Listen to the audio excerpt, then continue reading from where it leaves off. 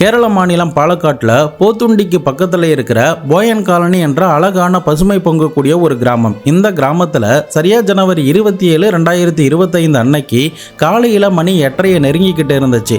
அன்னைக்கு திங்கக்கிழமைங்கிறதுனால காலேஜுக்கு போகக்கூடியவங்க, ஸ்கூலுக்கு போகக்கூடியவங்கன்னு எல்லா குழந்தைகளுமே அந்த ஊரில் இருக்கிற மக்கள் பரபரப்பாக கிளப்பி கொண்டு இருந்தாங்க. இன்னொரு பக்கம் அது ஜனவரி மாதங்கிறதுனால காலை வரைக்குமே பனிமூட்டம் கொஞ்சம் அதிகமாக இருக்குங்கிறதுனால நல்லா சூரியனுடைய வெளிச்சம் அந்த கிராமத்தில் படுற மாதிரி வந்ததுக்கு பிறகு நாம வயலுக்கு போகலான்னு சொல்லிட்டு 70 வயது நிறந்த சிவராஜ் தன்னுடைய வீட்டில் இருக்கிற கட்டில உட்காந்து விவசாய பொருட்களை எடுத்து வச்சுக்கிட்டு இருக்காரு. அதுக்கப்புறம் மணி 8:20 நெருங்கினதுக்கு பிறகு மெல்லமா தன்னுடைய வீட்டில் இருந்து நடந்து சுதாகரனுடைய வீட்டு வழியா வயலுக்கு போகலாம் அப்படிங்கிறது தான் அவருடைய பிளான். அப்படி அவர் நடந்து போன நேரத்தில் சுதாகரனும் வீட்டு காம்பவுண்டுக்குள்ள உட்கார்ந்து இருக்கிறத பார்த்துட்டு ரொம்ப நாட்கள் கழித்து சுதாகரனை பார்க்கறதுனால, என்னப்பா எப்படி இருக்கா, நல்லா இருக்கியா, எப்போ ஊருக்கு வந்த அப்படின்ற மாதிரி நலம் விசாரிச்சுட்டு அங்கிருந்து தன்னுடைய வேலைகளை பார்ப்பதற்காக தன்னுடைய வயலுக்கு போயிருந்திருக்காரு. அப்படி தன்னுடைய வயல் வேலைகளை முடிச்ச இந்த சிவராஜ் ரிட்டர்ன் தன்னுடைய வீட்டுக்கு வரும்போது சுதாகரனுடைய வீட்டை யதார்த்தமா பார்த்த போதுதான் அவருடைய வாழ்நாள்ல மறக்க முடியாத ஒரு காட்சியை அந்த வீட்டு காம்பவுண்டுக்குள்ள பார்த்திருந்திருக்காரு. ஏன்னா சுதாகரனுடைய அம்மாவும் மர்மமான முறையில், கொடூரமான முறையில் ரத்த வெள்ளத்தில் இறந்து கிடக்குறாங்க. கொஞ்ச நேரத்துக்கு முன்னாடி தானே உயிரோட நல்லா இருந்தான், அந்த பாவி இவனையுமே இவ்வளோ சீக்கிரமாக கொலை பண்ணிட்டானே அப்படின்னு கத்துனபடியே அந்த மாநிலத்தோடைய எமர்ஜென்சி நம்பருக்கு கால் பண்ணி போலீஸுக்கும் தகவலை கொடுக்குறாரு. இன்னொரு பக்கம் ஊர் மக்களுக்கும் இந்த செய்தி பரவ ஆரம்பித்ததுமே எல்லாருமே பயத்தோட உச்சிக்கே போயிருந்திருக்காங்க.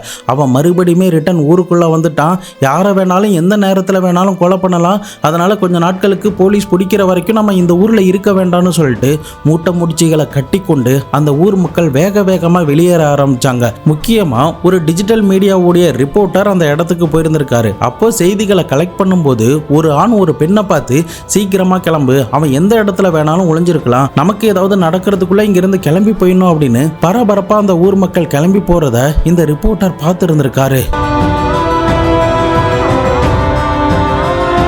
நான் சொன்னதை ஒத்து கவனிச்சிருந்தீங்கன்னா ஒரு விஷயம் உங்களுக்கு புரிஞ்சிருக்கும்னு நினைக்கிறேன். சிவராஜ் சுதாகரனுடைய சடலத்தை பார்த்தப்போ கொஞ்ச நேரத்துக்கு முன்னாடி வரைக்கும் தானே இவர் நல்லா இருந்தாரு, அந்த பாவி அதுக்குள்ள வந்து கொலை பண்ணிட்டானா அப்படின்ற மாதிரி கத்திக்கிட்டே தான் போலீஸுக்கு கால் பண்ணியிருப்பாரு. எஸ், இந்த சிவராஜுக்கும் சரி, அந்த ஊர்ல இருந்த மக்களுக்கும் சரி, இந்த கேஸை விசாரணை பண்ண போற போலீஸுக்கும் சரி, அந்த கில்லர் யாரு அப்படிங்கிறது எல்லாருக்குமே நல்லா தெரிஞ்சிருக்கு. யார் அந்த கொலையாளி? போலீஸ் அதிகாரிகளால அந்த கொலையாளியை கண்டுபிடிக்க முடிஞ்சதா இல்லையா? அந்த ஊர் மக்கள் இவனை பார்த்து பயப்படுற அளவுக்கு இவன் என்ன காரியம் அந்த ஊர்ல பண்ணுனா? 2019 இருந்து 2025 வரைக்கும் இந்த போயன் காலனி என்ற பகுதியை பரபரப்பிலையும் ஒரு பதட்டத்திலையும் வச்சிருந்த ஒரு கொடூரமான சைக்கோவை பத்தி தான் இன்னைக்கான வீடியோல பார்க்க போறோம். வீடியோவை எங்கேயுமே ஸ்கிப் பண்ணாம தொடர்ந்து பார்த்துக்கிட்டு வாங்க. நான் உங்கள் Babu Shankar. Welcome to Babu Shankar files.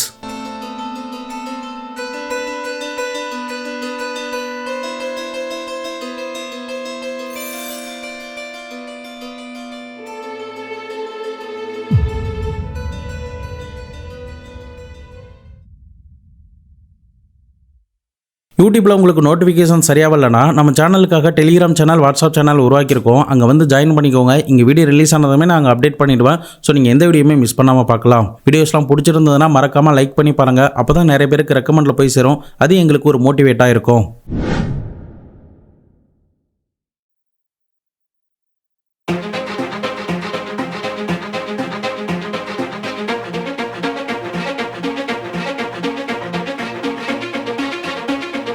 Kerala மாநிலம் பாலக்காட்டில் இருக்கிற போத்துண்டியில் இந்த போயன் காலனியில் டோர் நம்பர் 11/128 வாழ்ந்து கொண்டிருந்தவர் தான் இந்த சுதாகரன். இந்த சுதாகரனுக்கு 2021 கிரேசி என்ற பெண் கூட திருமணம் ஆயிருந்திருக்கு. பட் இந்த திருமணம் நடக்கிறதுக்கு முன்னாடியே 22 வயதுல அதுல்யா என்ற ஒரு மகளும் 19 வயதுல அகிலா என்ற ஒரு மகளும் இருக்காங்க. இதை தவிர இறந்து போன நேரத்தில் சுதாகரனுக்கு 54 வயது.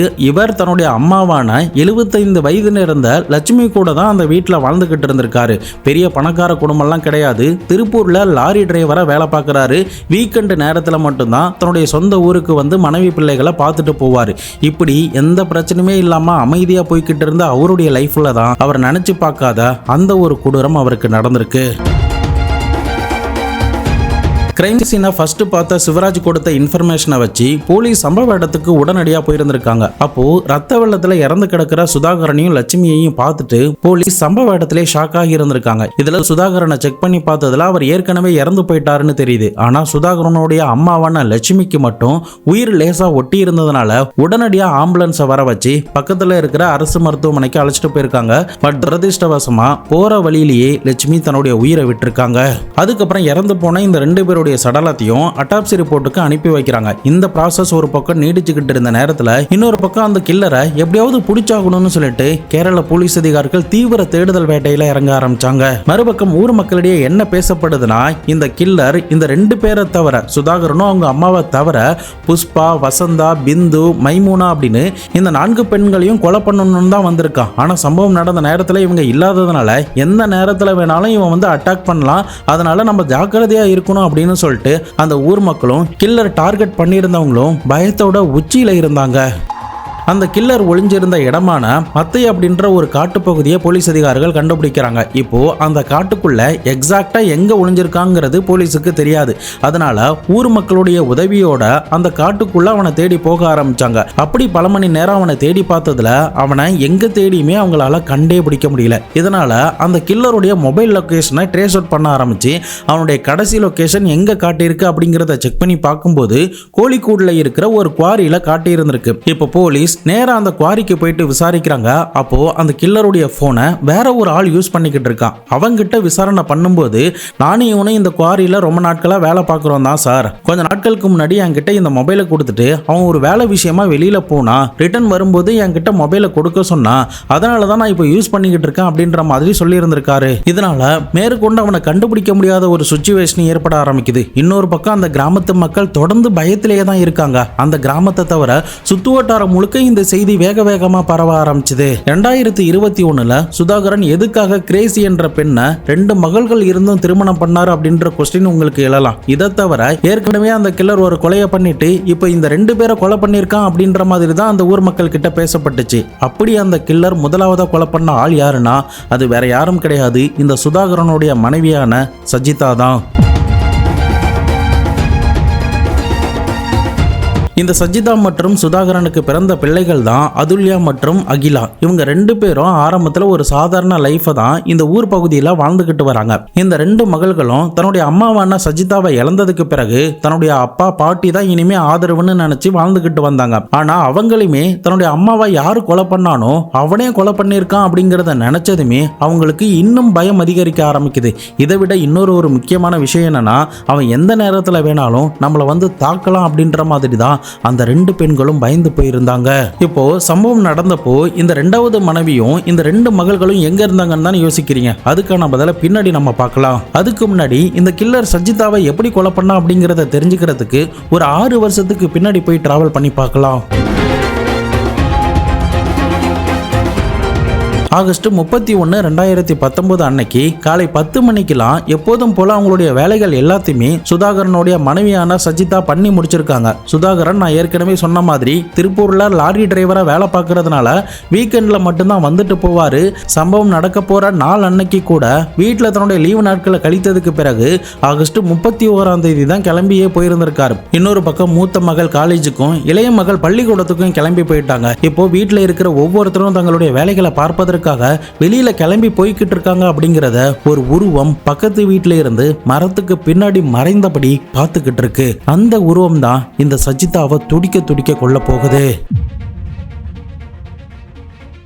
அப்படி அவங்க வீட்டில் யாருமே இல்லைங்கிறத உறுதிப்படுத்திக்கிட்ட அந்த கில்லர் மெதுவாக அவன் கொண்டு வந்த கத்தியை எடுத்து ஒரு முறை பார்த்துட்டு அவனுடைய இடுப்புல சொருகிட்டு தான் சுதாகரனுடைய வீட்டை நோக்கி நடக்க ஆரம்பிச்சான். அப்போ வெளியில யாருமே இல்லாததை உறுதிப்படுத்திக்கிட்டு வீட்டுக்குள்ள நுழைய முயற்சி பண்ணப்போ அந்த வீட்டோடைய மெயின் டோர் உள்பக்கமா தாப்பா போட்டிருக்கு. எப்படியும் பின்பக்க கதவு திறந்து தான் இருக்கும் என்ற நம்பிக்கையில போன அந்த கில்லரை சஜிதா அன்னைக்கு ஏமாத்தல. அவன் நினைச்ச மாதிரி அந்த பின்பக்க கதவு திறந்திருந்ததுனால உடனடியா எந்த சத்தமும் சலனமும் இல்லாம அந்த வீட்டுக்குள்ள நுழைந்து சஜிதா என்ன பண்றாங்கன்னு பாக்குறான். சஜிதா அப்போ ஹாலில் வேலை பார்த்துக்கிட்டு இருக்காங்க. இவன் ஃப்ரிட்ஜு கிட்ட நின்று அவங்கள பார்த்ததுக்கு பிறகு உடனடியா தான் மறைச்சு வச்சிருக்கிற கத்தியை எடுத்து அவங்களுடைய பின்பக்கத்துல இருந்து பாயை பொத்தி கத்திய வலது பக்கத்துல இருந்து இடது பக்கமா இழுத்து விட்டுருக்கான். தொடர்ந்து 14 முறைக்கு மேல அந்த பொண்ணை கொடூரமான முறையில கத்தியால குத்துனதும் ரத்தம் பீச்சி அடிக்க ஆரம்பிச்சு சம்பவ இடத்திலேயே கொடூரமான முறையில இறந்து போயிருக்காங்க. இந்த கில்லர் அந்த நேரத்தில் பயன்படுத்தின கத்தியை பற்றி சொல்லணும்னா சின்னதாக ஒரு தடி மாதிரி இருந்திருக்கு. தடிக்குள்ள பழைய படத்தெல்லாம் பார்த்தீங்கன்னா ஒரு கத்தியெல்லாம் வச்சிருப்பாங்களே, அந்த மாதிரியான ஒரு கத்தியை தான் இவன் பயன்படுத்தி இருக்கான். அதுக்கப்புறம் இந்த தடயங்கள்லாம் அழிக்கணும் அப்படிங்கிறதுக்காக உடனடியாக தன்னுடைய வீட்டுக்கு போயிட்டு ரத்தக்கரை படிந்திருந்தா அந்த சட்டையை கழட்டி போட்டுட்டு மண்ணெண்ணையை ஊற்றி கொளுத்திருக்கான். அந்த கில்லர் சஜிதாவை கொலை பண்ணதுக்கு பிறகு 2 பேருக்கு கால் பண்ணியிருக்கான். ஒன்று ராதாகிருஷ்ணன் இவனுடைய சகோதரன். அவனுக்கு கால் பண்ணி நான் அந்த பொம்பளையை அறுத்து போட்டுட்டான் அப்படின்னு சொன்னதுமே அதற்கு ராதாகிருஷ்ணன் என்ன சொல்றாருன்னா, நீ இதுக்கு மேல உயிரோட இருக்க தேவையில்ல, எங்கேயாவது ஆத்துல விழுந்து செத்து போயிடு அப்படின்னு போனை கட் பண்ணி இருந்திருக்காரு. அதுக்கப்புறம் 2வது காலா டேங்கர் லாரியில கிளீனரா வேலை பார்த்துக்கிட்டு இருக்கிற சுமேஷுக்கு கால் பண்ணியிருந்திருக்கான். அந்த நேரத்தில் அவன் கால் எடுக்காததுனால கொஞ்ச நேரம் கழிச்சு மறுபடியுமே சுமேஷுக்கு கால் பண்ணி நான் அந்த பொம்பளைய அறுத்து போட்டுட்டான் அப்படின்னு சொல்லியிருந்திருக்கான். அப்பவுமே அதை கேட்ட சுமேஷ் ஆத்திரமாகி நீ இதுக்கப்புறம் எனக்கு கால்லாம் பண்ணாத, எங்கேயாவது விஷ மருந்தை குடிச்சு செத்து போயிடு அப்படின்னு சொல்லியிருந்திருக்கான். அதுக்கப்புறம் சிம் கார்டெல்லாம் உடச்சு போட்டுட்டு காட்டு பகுதியில் போயிட்டு மறைஞ்சிருந்திருக்கான். இன்னொரு பக்கம் சரியா 11:30 மணி வாகல பக்கத்து வீட்டில் தங்கியிருந்த பிருந்தா, வசந்தா, புஷ்பா, ஏசு அப்படின்னு இந்த 4 பேர் என்ன இவளை காணோம் அப்படின்னு சந்தேகத்தோட வீட்டுக்கிட்ட வந்து பாக்குறாங்க. அப்போ வீடு உள்பக்கமா தாப்பா போட்டிருக்கு. தொடர்ந்து இவங்க கூப்பிட்டு பாக்குறாங்க. அப்பவுமே சஜிதா கிட்ட இருந்து எந்த ரெஸ்பான்ஸும் வராததுனால பின்னாடி கொல்ல பக்கமா வந்து பார்க்கும்போது தான் இந்த கொடூர சம்பவமே வெளி உலகத்துக்கு தெரிய வர ஆரம்பிச்சது. உடனடியா போலீஸுக்கு தகவல் கொடுக்கப்படுது. அட் த சேம் டைம் திருப்பூருக்கு வேலைக்கு போன இந்த சுதாகரனுக்கும் இந்த தகவல் போய் சேருது. சம்பவ இடத்துக்கு வந்த போலீஸ் தேவையான எவிடன்ஸ்லாம் கலெக்ட் பண்ணிட்டு சஜிதாவுடைய சடலத்தை பிரேத பரிசோதனைக்காக அனுப்பி வைக்கிறாங்க. அப்படி அனுப்பி வச்சதுல தான் அவங்களுடைய கழுத்துல பின்பக்க கழுத்து, முன்பக்க கழுத்து அப்படின்னு கழுத்து பகுதியில மட்டும் 14 முறை அவன் அறுத்திருக்கான் அப்படிங்கிறத உறுதிப்படுத்துறாங்க. அப்படி அறுத்ததுல தான் ஜக்குலர் வெயின் அப்படின்ற ஒரு நரம்பு கட்டா இருந்திருக்கு. அட்டாப்சி ரிப்போர்ட்ல இப்படி ஷாக்கிங்கான ஒரு விஷயம் வந்ததுக்கு பிறகு தொடர்ந்து போலீஸ் அதிகாரிகள் கிரைம் சீன்ல இருந்து அவன் எரிச்சிட்டு போன சட்டைகளுடைய சாம்பல், பாதி எரிக்கப்படாத நிலையில இருந்த அந்த சட்டை முதற்கொண்டு எல்லாத்தையுமே சேகரிச்சு லேபுக்கு அனுப்பி வைக்கிறாங்க. இன்னொரு பக்கம் இவனை போலீஸ் தீவிரமா தேடிக்கிட்டு இருந்த நேரத்துல தான் சரியா 2 நாட்கள் கழித்து இவன் காட்டு பகுதியில இருந்து கீழே இறங்கி தன்னுடைய சகோதரனுடைய வீட்டுக்கு போயிருந்திருக்கான். அதாவது பசி தாங்க முடியாம சாப்பிடலான்னு போயிருந்திருக்கான். அந்த நேரத்தில் அவனுடைய சகோதரன் உடனடியாக போலீஸுக்கு கால் பண்ணி சொன்னதுனால செப்டம்பர் 1, 2019 போலீஸ் இவனை கைது பண்ணியிருந்திருக்காங்க. அதுக்கப்புறம் அவனை கஸ்டடியில் எடுத்து விசாரணை பண்ணும்போது தான் தான் இந்த கொலையை பண்ண அப்படின்ற ஒரு உண்மையையும் ஒத்துக்கிறான். அதன் அடிப்படையில் தான் அவன் மேல ஐபிசி செக்ஷன் 449, 302, 201 அப்படின்ற பிரிவின் கீழே வழக்கு பதிவு பண்ணி அவனை ஜெயிலையுமே அடைச்சிருந்திருக்காங்க. அப்படி ஜெயிலில் அடைக்கப்பட்டு அவனுக்கு பெயில் கொடுத்த நேரத்தில் தான் இந்த சுதாகரனையும் அவனுடைய அம்மாவையும் கொடூரமான முறையில் கொலை பண்ணியிருந்திருக்கான். சரி, கில்லர்னு சொல்றியே, யார் அந்த கில்லர்னு தானே கேட்குறீங்க. அந்த கில்லருடைய பெயர் செந்தாமரை. இந்த சுதாகரனை கொலை பண்ணும்போது அவனுக்கு வயது 58. இவனும் ஒரு சாதாரணமான ஒரு டிரைவர் வேலை தான் பார்த்துக்கிட்டு வரான். பெரிதளவில் எந்த வசதி வாய்ப்பும் இல்லாமல் ஒரு நல்ல லைஃபை தான் இவன் அந்த கிராமத்தில் வாழ்ந்திருக்கான். இவனை பற்றி சொல்லணும்னா இந்த செந்தாமரை ஒரு இன்ட்ரோவர்ட், சரியா யாருக்கிட்டையுமே பேச தெரியாத ஒரு சைக்கோன்னு கூட சொல்லலாம். ஏன் இவனை சைக்கோன்னு சொல்றேன்னு உங்களுக்கு போக போக புரிய வரும். சுதாகரனையும் அவனுடைய அம்மாவையும் கொன்னதுக்கு அப்புறமா முன்னாடி எப்படி காட்டு பகுதியில் போய் ஒளிஞ்சிருந்தானோ அதே மாதிரி தான் இந்த முறையும் அவன் காட்டுக்குள்ள ஒளிஞ்சிருக்கணும்னு நினைச்சாங்க. அதற்கு காரணம் கோழிக்கூட்ல அவனுடைய மொபைலை ட்ரேஸ் அவுட் பண்ணி போனப்போ வேற ஒரு ஆள்கிட்ட அந்த மொபைலை கொடுத்துட்டு போயிருந்தான்ல, இதை வச்சு தான் கண்டிப்பா இந்த முறையும் காட்டுக்குள்ள போய் ஒளிஞ்சிருக்கணும்னு நினைச்சாங்க. அதே சமயம் அவனுடைய வீட்டுக்கு போய் பார்த்தா ஏதாவது சில தடயங்கள் நமக்கு கிடைக்கும் அப்படின்னு நினைச்சாங்க. அப்படி போய் பார்க்கும்போது தான் ஒரு விஷ பாட்டில் திறந்தபடி இருந்திருக்கு. ஸோ இதை வச்சு பார்த்துட்டு போலீஸ் என்ன ஒரு முடிவுக்கு வராங்கன்னா, ஒருவேளை இந்த செந்தாமரை இந்த 2 பேரையும் கொலை பண்ணிட்டு விஷ மருந்தை குடிச்சிட்டு காட்டு பகுதியில் போயிட்டு தற்கொலை பண்ணி இறந்து போயிருக்கலாம் அப்படின்னு நினைச்சாங்க. இதை தான் அந்த ஊர் மக்கள் கிட்டயுமே சொல்ல ஆரம்பிச்சாங்க. ஆனா அது எல்லாமே போலீஸ் நடத்தின ஒரு டிராமா. எப்படி செந்தாமரை போலீஸுக்கு இந்த விஷ பாட்டில் வச்சு ஒரு டிராமா நடத்தினானோ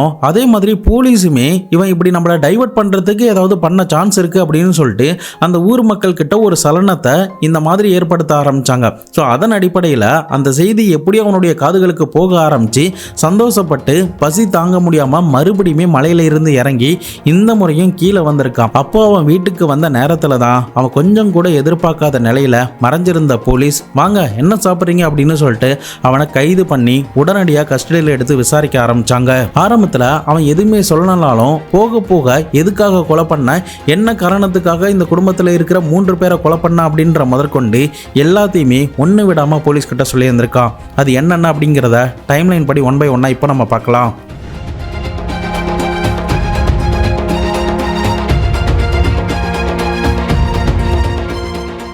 இந்த செந்தாமரையை பற்றி தெரிஞ்சுக்கிறதுக்கு நம்ம 6 வருஷம் பின்னோக்கி போகணும். விஷாலினி, இந்த விஷாலினி தான் இவனுடைய மனைவி. இவனுக்கும் இந்த விஷாலினிக்கும் ஒரு மகள் கூட பிறந்திருக்காங்க. இந்த விஷாலினி படித்தவங்க, அதே சமயம் 100 நாள் வேலை திட்டத்தில் ஒரு முக்கியமான பொறுப்பில் அந்த நேரத்தில் வேலை பார்த்துக்கிட்டு இருக்காங்க. இவங்க எல்லாருக்கிட்டையும் நல்ல மனசு விட்டு பேசக்கூடிய ஒரு நபர்.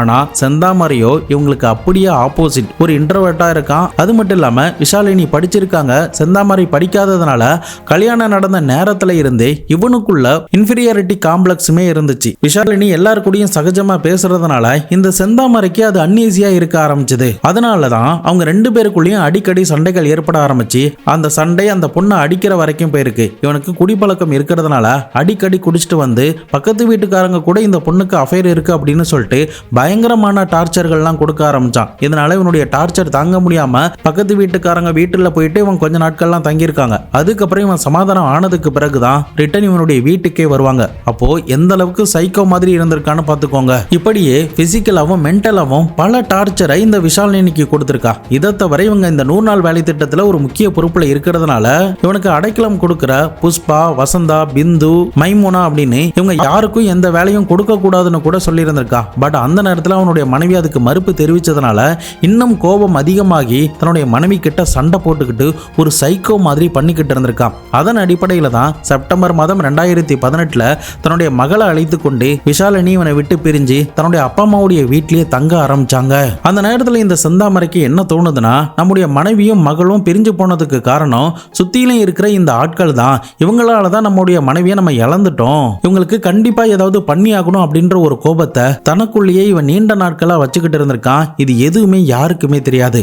முக்கியமா அந்த பக்கத்து வீட்டுக்காரங்களான புஷ்பா மேலதான் இவனுக்கு பயங்கர ஆத்திரம் இருந்திருக்கு. இதன் காரணமா இவனுக்கு பிளாக் மேஜிக்ல அதீத நம்பிக்கை இருக்கிறதுனால அது சம்பந்தமான ஆட்களை போய் பார்த்திருக்கான். அப்போ என்னுடைய மனைவி பிரிஞ்சு போயிட்டா, இதுக்கு பின்னாடி யாராவது பில்லி சூனியம் வச்சிருக்காங்களா, இதுக்கு யாரு காரணம், அதை பார்த்து சொல்லுங்க அப்படின்னு அந்த பிளாக் மேஜிக் பண்ணக்கூடிய அவன் கிட்ட கேட்டிருந்திருக்கான். அப்போ அவன் என்ன சொல்லியிருந்திருக்கானா, உன்னுடைய வீட்டுக்கு பக்கத்திலேயே முடி நீளமா இருக்கிற ஒரு பெண்ணுடைய குடும்பம் இருக்கும், அவங்க தான் உனக்கு பில்லி சூனியம் வச்சிருக்காங்க, அவங்க தான் உன்னுடைய மனைவி பிரிஞ்சு போனதுக்கான ஒரே காரணம் அப்படின்னு சொல்லியிருந்திருக்கான். இதை அப்படியே நம்பின முட்டாளான செந்தாமரை அவனுடைய வீட்டுக்கு பக்கத்துல முடி நீளமா இருந்த சஜிதாவுடைய குடும்பம் தான் இதுக்கு எல்லாத்துக்குமே காரணம் அப்படின்னு சொல்லிட்டு சஜிதாவை எப்படியாவது கொலை பண்ணணும் அப்படின்ற ஒரு சதி திட்டத்தை தன்னுடைய மனசுக்குள்ள தீட்ட ஆரம்பிச்சிருக்கான். அதன் அடிப்படையில் தான் சஜிதாவுடைய வீட்டுக்குள்ள யார் யார் இருக்கா, அவங்க எந்தெந்த தேதிகளில் என்னென்ன பண்றாங்க, எந்த நேரத்தில் எந்த டைமிங்ல யார் யார் இருப்பா அப்படின்ற முதற்கொண்டு எல்லாத்தையுமே பக்கத்து வீட்டில் இருந்தபடியே மரத்துலையும் புதர்லையும் மறைஞ்சபடியே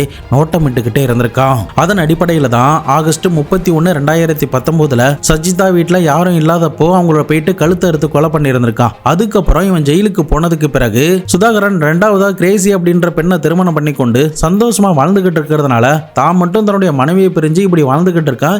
இவன் இன்னொரு கல்யாணம் பண்ணிட்டு குடும்ப குட்டியோடைய சந்தோஷமா வாழ்றானே, அப்போ இவனை இதுக்கு மேல வாழ விடக்கூடாது அப்படின்ற ஒரு கோபம் இந்த செந்தாமரைக்கு ஏற்பட ஆரம்பிக்குது. அதன் அடிப்படையில தான் இந்த சுதாகரனை எப்படியாவது போட்டு தள்ளணும் அப்படின்னு சொல்லிட்டு அவனுடைய மனதுக்குள்ள பல நாளா திட்டம் தீட்டிக்கிட்டு இருக்கான். பட் இவனுக்கு பெயில் கொடுத்த நேரத்துல கூட நீ வந்து அந்த போயன் காலனி என்ற பகுதிக்கு போகக்கூடாது அப்படின்னு ஒரு ஆர்டருமே போட்டிருந்திருக்காங்க. பட் அதையுமே மீறி இவன் அப்பப்போ அந்த ஊர்ல வந்து தங்கி இருந்திருக்கான். இதை எதிர்த்து சுதாகரனுடைய மகள்கள் பயந்து போனதுனால சுதாகரனும் ஊர் மக்களும் பக்கத்தில் இருக்கிற இந்த நென்மேரா போலீஸ் ஸ்டேஷன்ல போயிட்டு சொல்லியிருக்காங்க, நீங்களே ஜஸ்ட் இமேஜினேஷன் பண்ணி பாருங்களா, நம்முடைய பக்கத்து வீட்லயோ நம்முடைய தெருவுலயோ ஒரு கொலை நடக்குதுன்னா அந்த கொலைகாரன் இப்போ வந்து அங்க தங்கியிருந்தானா நம்ம எல்லாருக்கும் எந்த அளவுக்கு பயம் இருக்கும், அந்த மாதிரியான அந்த பயத்தை தான் அந்த ஊர் மக்களும் சுதாகரனுடைய குடும்பமும் அனுபவிச்சாங்க. இதன் காரணமா போலீஸ் வந்து அவனை கூப்பிட்டு வான் பண்ணதுக்கு பிறகு அவன் அந்த கிராமத்துல இருந்து வெளியேற ஆரம்பிச்சான். இதனால மேலும் மேலும் இந்த சுதாகரன் மேல இந்த செந்தாமரைக்கு கோபம் அதிகரிச்சுக்கிட்டே இருந்தது. மேற்கொண்டு சுதாகரனுடைய குடும்பம் இவன் மேல ஒரு பெட்டிஷன் போட்டதுனால அந்த பெட்டிஷன் ப்ராசஸ்ல இருந்த நேரத்துல தான் இவன் இந்த சுதாகரனை போட்டு தள்ளினோம் அப்படின்ற பிளான் பண்ணி அவனுடைய வீட்டை வேவு பார்த்து சுதாகரன் தனியா வீட்டுல உட்கார்ந்துருக்கான் அப்படிங்கறத தெரிஞ்சதும் தான் மறைச்சு வச்சிருக்கிற கத்தியை எடுத்து சுதாகரனை கண்ணாபின்னான்னு குத்தி இருந்திருக்கான். அந்த நேரத்துல அதை தடுக்கிறதுக்காக வந்த சுதாகரனுடைய அம்மாவான 75 வயதில் இருந்த லட்சுமியுமே அதே மாதிரி கொடூரமான முறையில குத்தி கொலை பண்ணி இருந்திருக்கான். இவ்வளவு கொலை நடந்தது. அப்போ சுதாகரனுடைய 2வது மனைவி அவருடைய 2 மகள்கள் எங்க இருந்தாங்கன்னு தானே யோசிக்கிறீங்க. அதுக்கான பதில் என்னன்னா, இந்த செந்தாமரை வெயில்ல வெளியில வந்துட்டான் அப்படின்ற செய்தி சுதாகரனுக்கு வந்ததுமே எப்படியுமே நம்மளை பழி வாங்குறதுக்கு இன்னும் என்ன வேணாலும் பண்ணலாம், என்னுடைய 2வது மனைவியை கொலை பண்ண கூட அவன் சான்ஸ் இருக்கு, ஏன் நம்முடைய மகள்களை கொலை பண்ண கூட சான்ஸ் இருக்கு அப்படின்னு சொல்லிட்டு நீ கொஞ்ச நாட்கள் உன்னுடைய அம்மாவுடைய வீட்டுல இரு அப்படின்னு 2வது மனைவியான கிரேசியை அனுப்பி வச்சிருந்திருக்காரு. இன்னொரு பக்கம் மூத்த மகளான அதுல்யாவுக்கு திருமணம் ஆயிட்டதுனால அவங்க அவங்களுடைய கணவருடைய வீட்டுல வசிக்கிறாங்க. அதுக்கப்புறம் 2வது மகளான அகிலா 2025 காலேஜ் படிச்சுக்கிட்டு இருந்ததுனால அம்மாவுடைய பாட்டி வீட்டுல தங்கி படிக்க சொல்லி இருந்திருக்காரு. இப்போ இவர் வீக்கெண்டுங்கிறதுனால அப்பப்போ இந்த அம்மாவும் மகனும் மட்டும் இந்த வீட்டுக்கு வந்துட்டு போவாங்க. அப்படி வந்த நேரத்துல தான் இந்த செந்தாமரை இந்த சுதாகரனை கொடூரமான முறையில கொலை பண்ணி இருந்திருக்கான். பட் அன்னைக்கு சுதாகரனை கொன்னதுக்கு பிறகும் கூட புஷ்பாவை, அதாவது இவனுடைய பொண்டாட்டி சண்டை போட்டு யாருடைய வீட்டுல போய் அடைக்கலம் இருந்தாங்களோ அந்த புஷ்பாவை எப்படியாவது கொலை பண்ணும் அப்படின்ற ஆத்திரத்தோட அவங்களுடைய வீட்டுக்குமே போய் பார்த்திருக்கான். ஆனா அதிர்ஷ்டவசமா அவங்க அந்த இடத்துல இல்லாததுனால அன்னைக்கு உயிர் தப்பிச்சிருந்திருக்காங்க. பட் சுதாகரன் இந்த மாதிரியான ஒரு டிசிஷனை எடுக்கலனா அவருடைய 2வது மனைவியா இருக்கட்டும், அவங்களுடைய மகள்களா இருக்கட்டும், எல்லாருமே இந்த சைக்கோ நாய்க்கு ஒருவேளை இரையாகி இருக்கலாம். தொடர்ந்து போலீஸ் அதிகாரிகள் இந்த செந்தாமரையை கைது பண்ணதுக்கு பிறகு இவனுக்கு எதிராக இருக்கிற 35 பிரைமரி விட்னஸை சப்மிட் பண்ணி இருந்திருக்காங்க. அது கூட சஜிதா, சுதாகரன், லட்சுமி என இந்த 3 பேருமே கொலை பண்ணதுக்காக ஐபிசி செக்ஷன் 302 பிரிவின் கீழே வழக்கு பதிவுலாம் பண்ணியிருக்காங்க. அதுல அக்டோபர் மாதம் 2025 வாக்குல சஜிதாவை கொலை பண்ண வழக்குக்காக இவனுக்கு ஆயுள் தண்டனையும் 2 லட்சம் ரூபாய் அபராதத்தையுமே போட்டிருக்காங்க. தற்போதைக்கு இவன் ஜெயில தான் கம்பி எண்ணிக்கிட்டு இருக்கான். இந்த வழக்கில் ஹைலைட் ஆன கோர்ட்ல சப்மிட் பண்ணப்பட்ட ஒரு எவிடன்ஸ் என்னன்னா, செந்தாமரையோடைய சட்டையில இருந்த பாக்கெட் பீஸ் பாதி எரிந்த நிலையில இருந்திருக்கு. அதையும் அவன் பயன்படுத்தினா அந்த ஸ்வாட் ஸ்டிக்னு சொல்லக்கூடிய தடியில வைத்திருக்கக்கூடிய அந்த கத்தியையும் போலீஸ் அதிகாரிகள் கோர்ட்ல சப்மிட் பண்ணி இருந்திருக்காங்க. அதை பார்த்துட்டு இந்த செந்தாமரையுடைய மனைவி அது தன்னுடைய கணவருடைய தான் அப்படின்னு நேரடியாவே போய் சாட்சி சொல்லி இருந்திருக்காங்க. தற்போதைக்கு பெயிலே வர முடியாத ஒரு தண்டனையை தான் இந்த செந்தாமரை ஜெயில அனுபவிச்சுக்கிட்டு இருக்கான். இந்த கேஸ்ல இன்னொரு குற்றவாளியா நான் பாக்குறது யாருன்னா அந்த பிளாக் மேஜிக் சாமியார் தான். அவன் சொன்ன அந்த வார்த்தைகளால தான் எந்த தவறுமே பண்ணாத சஜிதாவுடைய குடும்பம் இவனுடைய கோபத்துக்கு இரையாகிட்டாங்க. இந்த செந்தாமரையுடைய முட்டாள்தனத்தினால சுதாகரனுடைய 2 மகள்களும் தன்னுடைய அப்பா அம்மாவை இழந்து வேதனையில மூழ்கி போய் இருக்காங்க. அது என்னைக்குமே அவங்களால மறக்கடிக்கவே முடியாது. இன்றைய காலகட்டத்தில் என்னதான் சயின்ஸ் டெக்னாலஜி நல்லா வளர்ந்திருந்தாலும் கேரளால இந்த மாதிரி புதுசா வினோதமான கொலைகள் நடக்கிறத நம்ம பல வழக்குல பார்த்திருக்கோம். என்னதான் கேரளால மக்கள் சுயமா சிந்திக்கக்கூடியவங்க அப்படின்னு பெயர் சொல்லப்பட்டாலும் ஒரு சில ஆட்களால அந்த மொத்த கேரளாவுக்குமே ஒரு பெரிய அவப்பெயர் தான் ஏற்பட்டுக்கிட்டு இருக்கு. அமெரிக்காவில் எப்படி தினசா கொலைகள்லாம் நடந்திருக்கோ அந்த மாதிரி தான் கேரளாவிலுமே நடந்திருக்கு. அதுக்காக நம்ம கிரைம் பிளேலிஸ்ட்டை எடுத்து பார்த்தா கூட உங்களுக்கு தெரிய வரும். ஒரு மனிதனுடைய கோபமும் ஒரு மூட நம்பிக்கையும் எந்த விதத்திலையுமே அவனுக்கு ஒரு நிரந்தர சந்தோஷத்தையும் அவன் உண்மையிலேயே சால்வ் பண்ணணும்னு நினைக்கிற விஷயத்த கண்டிப்பா சால்வ் பண்ணவே பண்ணாது. உட்கார்ந்து பேசினா மட்டும்தான் எவ்வளவு பெரிய விஷயமா இருந்தாலும் சால்வ் பண்ணவே முடியும். வயலன்ஸ் என்னைக்குமே ஒரு நிரந்தர சொல்யூஷனை கொடுக்காது அப்படிங்கிறது தான் இந்த சம்பவத்தின் மூலமா நம்மளால தெரிஞ்சுக்க முடியும். நீங்களும் இந்த மாதிரியான சைக்கோ கிட்ட இருந்து விழிப்புணர்வா இருக்கணும் அப்படிங்கிறதுக்காக தான் இந்த ஒரு பதிவு. இந்த வீடியோ பிடிச்சிருந்ததுன்னா மறக்காம உங்களுடைய நண்பர்களுக்கு ஷேர் பண்ணி வீடியோவுக்கு லைக் பண்ணி இந்த கேஸை பத்தினா உங்களுடைய ஒப்பீனியனா மறக்காம சொல்லிட்டு போங்க. நானுமே உங்க கூட வந்து டிஸ்கஸ் பண்றேன். நாளை மறுநாள் வேற ஒரு கிரைம் கேஸோட வேற ஒரு வீடியோல உங்களை வந்து சந்திக்கிறேன். அது வரைக்கும் உங்களிடமிருந்து விடைபெறுவது உங்கள் பாபு சங்கர்.